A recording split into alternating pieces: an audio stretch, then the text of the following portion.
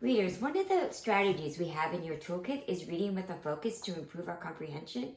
We do this both in fiction and nonfiction reading. For example, with our Scholastic News, we practice it. We read a question first, and then we read the article. We also do this with fiction, such as The Wish Tree. So we have questions that we've been making a list of. Some of the questions we've answered, such as, will Samar make a wish? And some of the questions we have to hold on to, such as, will Samar have a friend? And will Samar and Stephen become friends? So we're going to practice this strategy, but the questions this time are going to occur at the end of the story. So this means you might have to hold on to those questions, and then when you're reading the text, go back and read sections before you answer that question.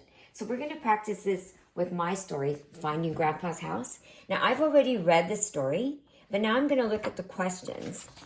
And one of the first questions is, whom are Shanti and her father going to visit?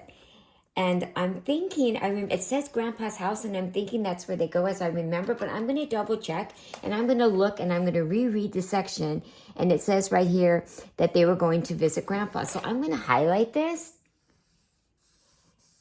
and then I'm going to go back and see that's one of my choices, that they're visiting Grandpa. Then the next question is, when in the story when do Shanti and her father make it to Grandpa's house? So it says beginning, middle, or end. So I'm again going to go back and I'm going to reread to see when did they make it to the house. And it says here, they followed the directions until they made it to Grandpa's house. This is at the end. So now I'm going to go back to my question and answer it.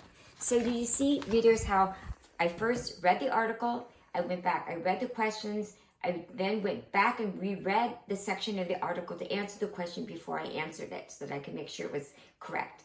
So today you'll be reading these questions you'll be using Freckle, and some of you will have articles that I've assigned to you, and some of you have articles that you can choose. But either way, you can use the highlight function in Freckle, and remember that when you're rereading, when you read the question, then go back to the article and reread this section before you answer the question.